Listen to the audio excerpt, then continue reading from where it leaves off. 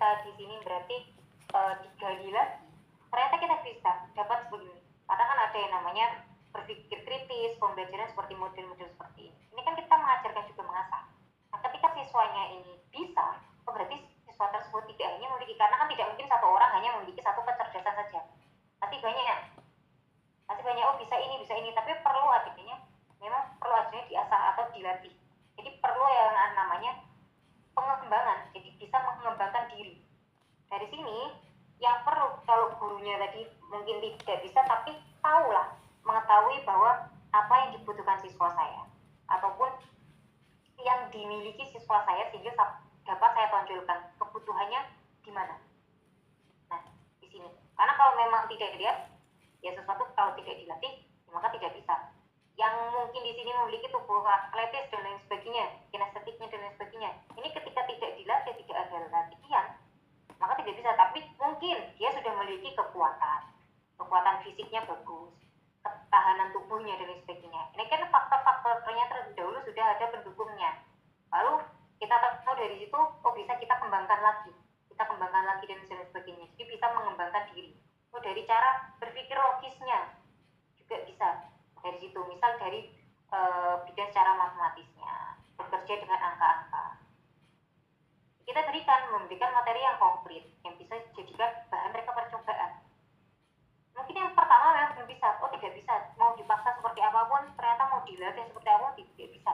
Ya sudah, memang mereka berarti tidak memiliki kecerdasan di sini, atau memang ya kurang lah, lebih menonjol di yang lain, tidak bisa ditonjolkan semuanya. Tapi ya tidak menutup kemungkinan bahwa dengan adanya latihan ataupun kondisi tertentu, nah maka kecerdasan ini akan muncul. Karena kalau dari multiple intelligence ini kan dikelompok-kelompokkan dari 8. Kan bisa saja tidak hanya 8 ini, ada lagi. Tapi yang sudah tertulis kan hanya ada 7-8 kecerdasan ini. Sedangkan kalau kita gali lebih lagi, mungkin ada kecerdasan lain. Tapi memang harus dimunculkan atau harus yang namanya adanya usaha untuk mencapainya. Capaian tahapannya itu di tingkat mana? Sudah bisa sampai tahap-tahap selanjutnya atau tidak? Atau hanya ya diasah, hanya keperluannya di situ, ya sudah di situ saja. Jadi tidak membutuhkan yang lain. Kalau menurut saya seperti itu. Jadi tidak hanya dari bawaan lahir atau dari keturunan saja, tapi kemudian ini bisa kita munculkan. Nah, itu kalau menurut saya. Mungkin ada pendapat lain dari pemateri?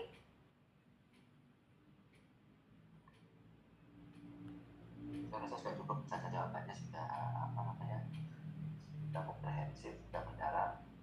Tinggal kita aplikasikan dalam kelas ataupun dalam pembelajaran ini saja.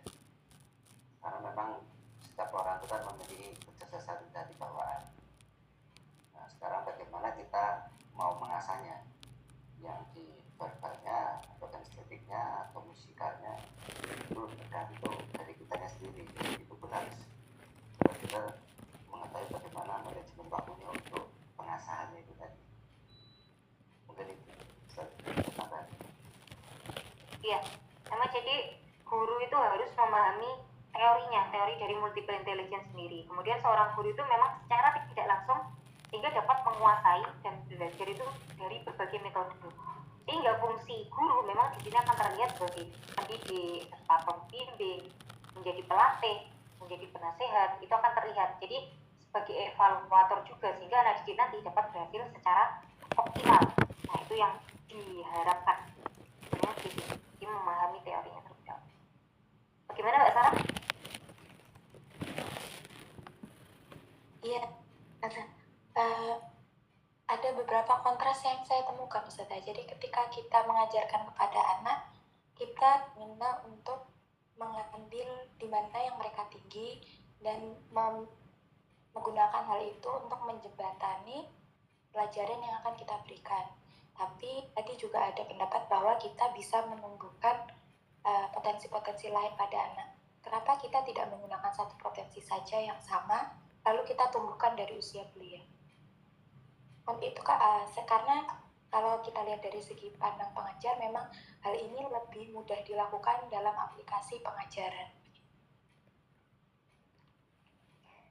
Baik, kalau kasusnya seperti ini atau case-nya seperti ini bisa saja kalau misalnya kita secara berkelanjutan mendampingi anak tersebut dari usia dini misalnya, karena kan kita tidak ada aturan ya, mau metode pembelajaran yang digunakan apa saja itu kan terserah, hanya kurikulumnya saja yang diaturkan dari kurikulumnya. Sedangkan kalau kita di sini mengajar misal dari anak usia dini, kita yang nangani, atau ya kita bisa kemudian di tahapan selanjutnya, di kelas selanjutnya ini bisa kita kondisikan secara sama, atau memang kita gunakan satu saja ya untuk membentuk mereka dari sejak dini, kemudian dilanjutkan di tahap selanjutnya.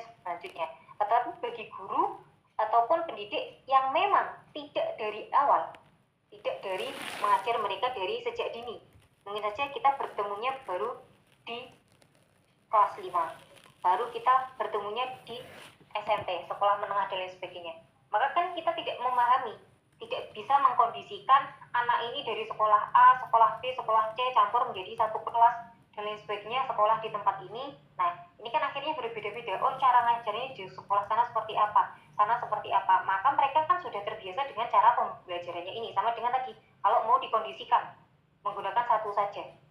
Tapi kalau konteksnya ini nanti sudah kita memang tidak tahu, belum tahu ya bagaimana cara belajarnya anak ini, maka akan susah dilakukan, apalagi anaknya sudah dewasa. Untuk dirubah mungkin akan sangat sulit, tapi ya tidak menutup kemungkinan bisa.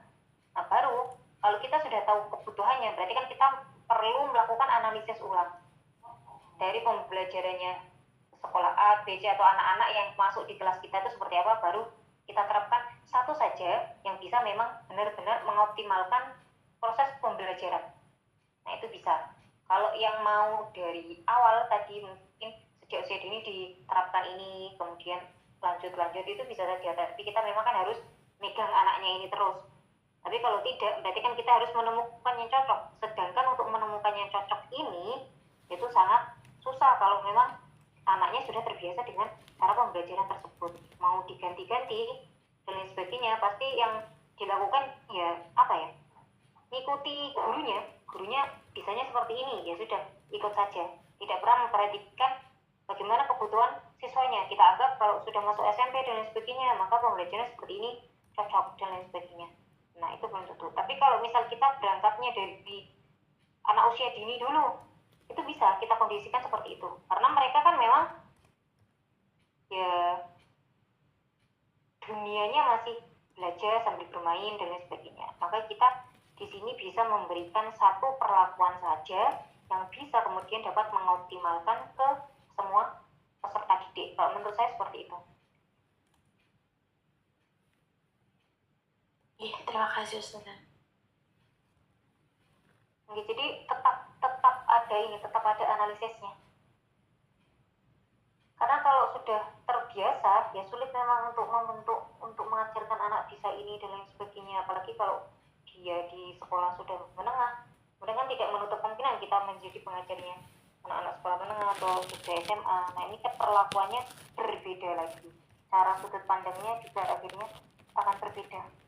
Atau lebih, kalau untuk anak-anak yang usia kelas itu sudah bisa dipusatkan lagi untuk pembelajaran, nanti minat belajarnya kemana, mau melanjutkan apa. Nah, kalau seperti itu lebih mudah lagi, karena sudah pasti kita ya mereka dalam satu sudah dalam jalurnya, maunya di sini ya berarti yang kita tingkatkan itu. Tapi kalau nanti usia sekolah dasar, kemudian sekolah dini, mungkin bisa kita terapkan seperti itu, kita berikan satu yang paling dapat mengoptimalkan sehingga ya keseluruhan. Jadi gurunya mampunya itu kemudian sudah disesuaikan dengan kebutuhan siswanya, bisa diterapkan, monggo, tidak masalah. Begitu. Baik, apabila kita anggap cukup, mungkin untuk pemateri saya persilahkan untuk menutup presentasinya terlebih dahulu. Terima kasih saja.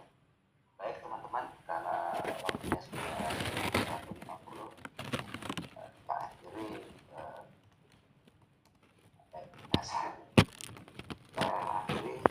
presentasi saya. Terima kasih atas kehadiran dan diskusi